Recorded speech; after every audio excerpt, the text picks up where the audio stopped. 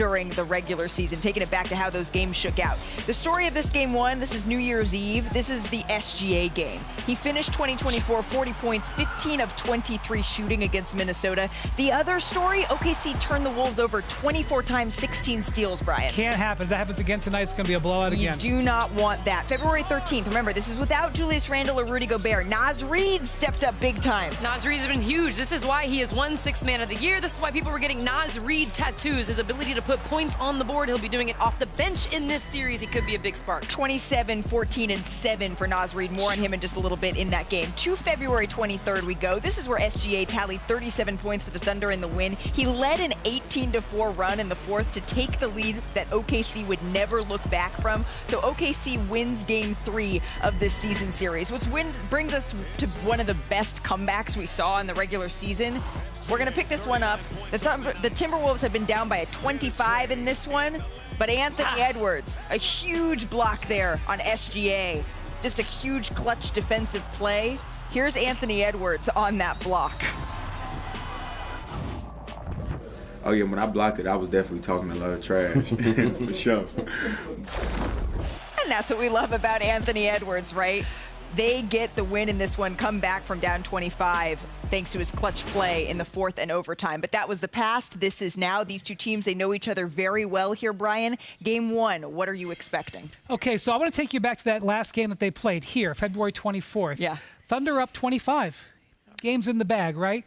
Chris Finch, the Wolves head coach, is like, you know what? I'm going to try something. The fourth quarter of that game, he goes to a 2-1-2 zone. Some would call it a triangle and 2, to force the ball out of Shai Gilgeous-Alexander's hands repeatedly, as we just saw here. Guess what? The Thunder, look at this, here he goes again. The Thunder did not react to this well. All of a sudden, the Wolves get going. What I want you to remember is, not in the first quarter on the first possession, guys. Remember how the zone, the trap on the zone, affected Shai Gilgeous-Alexander. Right. I would not be surprised to see the Wolves come back to that, especially late in game one if they need it. But the Nuggets ran more zone against the Thunder last series than any series over the last 12 years that we've seen. So now the Thunder has seen a whole lot of that. What are you watching here? You know, it's interesting. You were talking about Minnesota's defense and what they're going to do against Shai Gilgeous-Alexander. For me, in game one, my eyes are on Oklahoma City's defense. I mean, you talk about the Nuggets series, and what did Oklahoma City do so well in game 7? It's not just that they forced 23 turnovers. They scored 37 points off of those turnovers. Stunning stat. That's incredible. This Oklahoma City defense, they're coming off of a game 7. They could be a little tired. Who knows if the shots are going to be there, but what can you count on defensively from the Oklahoma City Thunder? Them to be all out, they're going to be connected, and they're going to get offense from their defense. That's what I'm looking forward to. Well, certainly something that you can always rely on is Shai Gilgeous-Alexander. He is the MVP favorite for a reason here. You look at teams with 20 or more turnovers in these playoffs where the Timberwolves are, all other teams combined are here when you look at those numbers. But Chris Finch, he is keying in on SGA. Let's take a listen together to what he had to say about the Thunder superstar here. It's so frustrating to play this team because they foul a ton. You know, they really do. They foul all the time. And then, you know, you can't really touch Shai. And it's a very frustrating thing, and it takes a lot of mental toughness to try to play through it. Okay, so SGA, he led the league in scoring. He's coming in at 4th in free throw attempts per game at just over 8.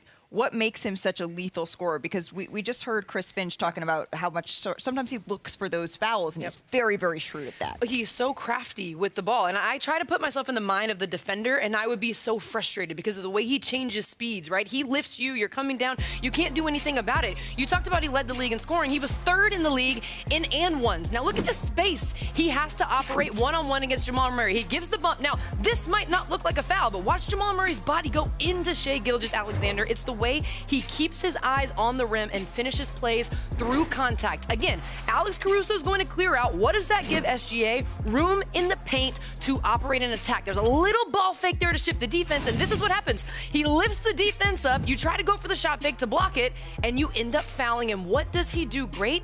And one, he finishes those plays. It makes him so tough to guard. Yeah, and I think one of the things about the Oklahoma City offense is they're so in tune with where to go, let Shea go to operate. He knows exactly where he needs to go. They know where to move. They've got 10,000 hours together, and you're going to see it in the way they play together in a game like this. And what I love about Shea Gilgeous-Alexander, one of my favorite interviews, remember when he was like, my whole life is consistent. Yeah. Right? That was like one of the biggest things. Everything I do. My favorite thing, but he has been consistent. Yep. 8.8 free throw attempts in the regular season, 8.7 free throw attempts in the postseason. That's been a part of his game all season long. So you know, Andrea, that Anthony Edwards has been waiting for this moment, as Brian said, for a year to avenge what his Timberwolves did last season. What are you seeing from him? How's he getting it done? Well, you know, in honor of our Chiney Ogwumike, what does she always say, right? She always punches her arm, says styles make fights, yes. right? So SGA gets 3 points the old-fashioned way with his and-ones, right? Anthony Edwards has gotten threes from the three-point line. The way that Anthony Edwards has been able to knock down threes, when you talk about him being second in total threes in the playoffs, shot 44% in the Warriors series from beyond the arc. He has been lights out from the three-point line, but he sets it up with his athleticism. That's what makes him so tough to guard, because he can get downhill. So watch this. Rudy Gobert rolls to the basket. That's going to draw Santos in when it comes to the help side. Now, Santos is supposed to be at the level of the screen, but he's not. So Anthony Edwards has space to get downhill. You've got to give him space because he can attack him. What does he do? Stops on a dime, elevates straight up, and knocks down the three. Again, with efficiency at 44% in this Warriors series. Now, this is just a one-on-one play. It's the athleticism from the jab that sets it up. He creates the space with the step back, goes straight up and down, and dart in your face, in your eye. Would be so frustrating as a defender. So it's within the flow of the offense, but it's also one-on-one. He uses his athleticism to set up his three-pointers. Yeah, and watch the different defenders that they're going to use, the Thunder are going to use on him. They're going to rotate guys on him. But the one thing Dort starts on him? I think Dort would start on him, but you will see different sides. You'll see Alex Caruso maybe. Here's the thing about Ant. We have a body of work for him in the postseason now. We've seen him routinely every series have a dominant game scoring. He can do it different ways. He can distribute. Sometimes he's a ball mover, but it wouldn't surprise me if he comes out tonight feeling the moment and tries to put up a giant number. If he senses a little bit of fatigue on the Thunder, he senses a little bit of an opening. He has done this repeatedly. In every series, he's had a transcending game. Maybe that happens right out of the gate. And coming out for that 7-game series for the Oklahoma City Thunder, that's something that Anthony Edwards is going to be sniffing out. Hey, if you are looking for more breakdown analysis, you can tune in to the NBA Western Conference Finals Insight Cast, presented by YouTube on ESPN2. Our guy Ryan Rucco, you bet he will be there. Tim Legler, Kirk Goldsberry will cover the game with unlimited replay angles, live data tracking, plus Kirk's shot bot. Legs is going to break down the action from a player's perspective on the court using immersive technology available for games 1 through 4. That's going to be really interesting insight to tune into, so make sure you do that. Different rhythm to practice today. We're going to get a little loose, then we're going to do a bunch of cleanup on two ends. Let's go. Go, Rudy, go, Rudy, go, Rudy. Yeah, let's go. Last year, we were obviously excited to force our way to the West Conference Finals, but this year is like we expected to be in this position. Good, good.